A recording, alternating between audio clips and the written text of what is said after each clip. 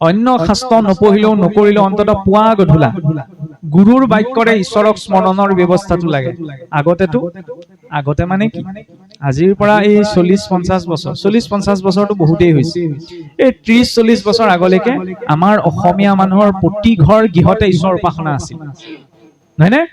গাঁৱেদি যদি যায় সন্ধ্যা লাগিল মাত্ৰ প্ৰতি ঘৰ গৃহৰ পৰা অন্তত ঘোষা এফাকি গোৱাৰ শব্দ শুনা গৈছিল। আজিকালি কিছুসকল অসমীয়া শুই থাকিলে সন্ধ্যা বেলা ঘৰখনত ঈশ্বৰ উপাসনাৰ নামত ইটো নাই। শুনিবলৈ বেয়া লগা কথা, সত্য সেইটোৱেই। অসুৰেও নিজৰ ঈশ্বৰ উপাসনা এৰা নাছিল। ৰাৱণ, বৃষকল্পৰ বা বলি, বান এইবিলাক দৈত্য দানৱ আছিল যদিও, কিন্তু আমি কিছুসকলে এৰি দিলো। সন্ধ্যা লাগিল মাত্ৰ বাহিৰত থকা চৰাই চিৰিকটি কেইটাও বাহলে উভতে। নামঘৰত যেতিয়া নাম ঘৰিয়াই দবাটো কোবাই, 3টা কোবত আমাক এই কথাও মনত পেলাই দিয়ে যে দম, দয়া, দান, যে সেইখিনি সময়ত অন্তত নিজকে অকণমান দমন কৰা, নিজৰ ওপৰত দয়া কৰা, নিজেই দান কৰা, নিজেই ঈশ্বৰৰ নাম লোৱা, আনকো ঈশ্বৰৰ নাম ল'বলৈ প্ৰেৰণা দিয়া। দাউকেও বোলে কোৱা কোৱা বুলি চিঞৰে। কিয়? এইটো সিগনেল হয়। সম্যক শ্ৰদ্ধায়ে তিথি সন্ধ্যা। সম্যক ঈশ্বৰক চিন্তা কৰাৰ নিৰ্দিষ্ট সময় নাই, সকলো সময়তে ঈশ্বৰক ভাবিব পাৰো, কিন্তু আমি এনেকুৱা এটা ব্যৱস্থা কৰ্মময় জীৱনত সোমাইছো সকলো সময়তে সম্ভৱ নহয়, সেইকাৰণে নিৰ্দিষ্ট এটা সময় দিলে। সম্যক ধাৰণাৰ সময়কণ হৈছে বোলে সন্ধ্যা। এটা কথাও ঠিক যে সকলো ব্যক্তি যে সন্ধ্যা লাগিল মাত্ৰ একদম গুৰু গৃহ সোমাব পাৰিব এইটো সম্ভৱ নহবও পাৰে। সকলোৰে কৰ্ম ব্যৱস্থাবিলাক বেলেগ বেলেগ, কৰ্মৰ স্থানবিলাক বেলেগ বেলেগ, কিন্তু সন্ধ্যা লাগিল মাত্ৰ যিজন ব্যক্তি যি স্থানত আছে গুৰুৰ বাক্যৰে ঈশ্বৰক স্মৰণৰ ব্যৱস্থাটো সকলোৱে কৰিব পাৰে বা কৰিব লাগে, সেইকণ অন্তত আমাৰ জীৱনত লাগে। অন্য ধৰ্ম শাস্ত্ৰ নপঢ়িলেও নাজানিলেও গুৰুৰ বাক্যৰ প্ৰতি বিশ্বাসটো লাগে। পাহৰি যায় বুলিতো হৰিভকত এজনো পাতি দিয়ে।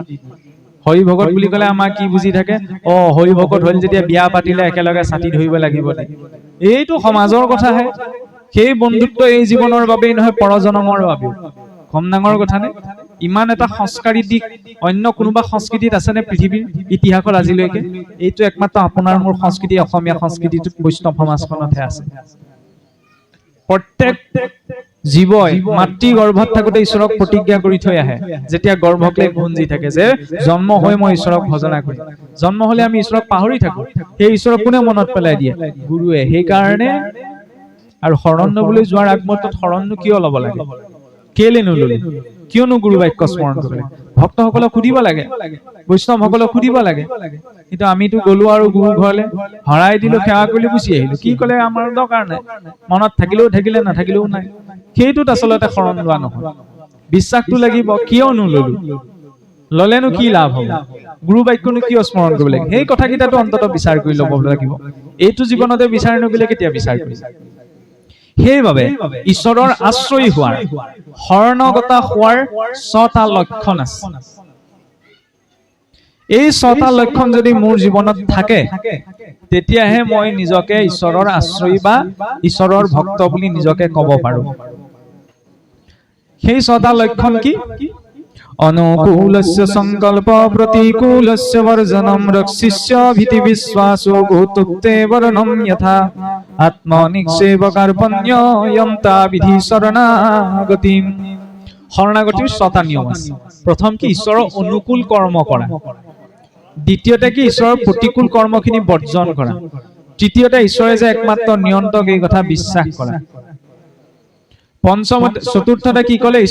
ঈশ্বৰে যে একমাত্ৰ অভিভাৱক সেই কথাটো মানি চলা। চতুৰ্থতে কি ক'লে? ঈশ্বৰৰ ওচৰত দাস্য ভাৱ। ষষ্ঠতে কি ক'লে? ঈশ্বৰৰ ওচৰত সম্যক আত্মনিবেদন। প্ৰথম তেতিয়া ঈশ্বৰৰ অনুকূল কৰ্ম কি কি একেবাৰে সহজ ভাৱত দেখুৱাইছে। ঈশ্বৰে বেয়া কথা নকয়, ঈশ্বৰে বেয়া খাদ্য নাখায়, ঈশ্বৰে বেয়া কৰ্ম নকৰে। কিন্তু চাবচোন কোনোবাখিনি আটাইতকৈ পাক কেইটা কিন্তু এই 3টা বিষয়তে আমাৰ লাগি থাকে। বাক্য, বচন, ভক্ষা ভক্ষ, কৰ্মবিলাক। আমি এই জীৱনটো পাইছো, আগতেতো অসুৰবিলাকেও ইমান বেয়া মান মতা নাছিলে যিমান আমাৰ মুখৰ পৰা ওলাই যায়। যাৰ বাক্যতে সংস্কাৰ নাই, ঈশ্বৰমুখী কেনেকে হ'ব? আপুনিয়ে ভাবি চাওক। ঘৰৰ পোহনীয়া কুকুৰ হলে পোহনীয়া কুকুৰটোক খাবলৈ দিয়া থালখনত জানো মই মানুহজনক খাবলৈ দিব পাৰিম? নোৱাৰো। যিখন মুখে দিনটোত মই 10টা বেয়া মান মাতিছো, সেইখন মুখে ঈশ্বৰৰ নাম লৈ থাকিলে জানো কিবা লাভ হ'ব? নহয়। তাৰ কাৰণে সাংঘাতিক কিবা মটিভেশ্যন লোৱাৰ প্ৰয়োজন নাই ন। ঈশ্বৰে মুখখন দিছে, ভাল কথা ক'ব লাগে। এতিয়া শৰণাগতজনৰ বাবে সেইটো নিয়ম দি দিলে। ঈশ্বৰে যদি বেয়া কথা নকয়, আমিও যাতে বেয়া কথা নকওঁ, বেয়া কথা নাপাতো। ঈশ্বৰে বেয়া বস্তু নাখায়, আমিও নাখাওঁ। আমিতো জানো কোনখিনি বেয়া বস্তু, কোনেও কাকো বুজাই দিয়াৰ প্ৰয়োজন নাই। কিন্তু ভালখিনিৰ মাজত থাকিলেই হ'ল।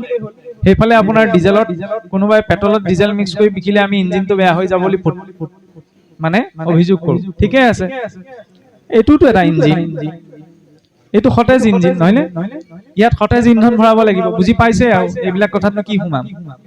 গতিকে ইয়াত সতেজ বস্তু ভৰাব লাগিব। কিন্তু যদি মৰা সময় ভৰাই আছো, ঈশ্বৰে জানো মোক গ্ৰহণ কৰিব? নকৰে। তৃতীয়তে কৰ্ম, ভাল কৰ্ম। বেয়া কৰ্মনো কোনখিনি? কাৰোবাক যদি ঠগ প্ৰবঞ্চনা কৰা হয়, কাৰোবাক যদি কষ্ট দিয়া হয়, এইটোতো বেয়া কৰ্ম হয়নে? সেইকাৰণে জীৱনত যি অৰ্জন হ'ব, ধৰ্ম মাৰ্গেৰে অৰ্জন হ'ব। ৰিক্সাৱালাজনেও দিনটো গোটেই ৰিক্সাখন ঠেলি ঠেলি যি অৰ্জন কৰিছে, ধৰ্ম কৰিছে। সংসাৰ তাপিত হৈছে ন, সেইটোও এক প্ৰকাৰ তপ। কিন্তু মোৰ বোলে টেবুলৰ ওপৰত দিয়াকেইটাই যোৱাগে নাই, টেবুলৰ তললৈও আশা আছে। বুজি পাইছেই চাগে? তেতিয়াহ'লে সেই ধন মই সহস্ৰ অশ্বমেধ যজ্ঞ পাতিলেও লাভ নাই। সেইকাৰণে জীৱনত যি আহিব, ধৰ্ম মাৰ্গ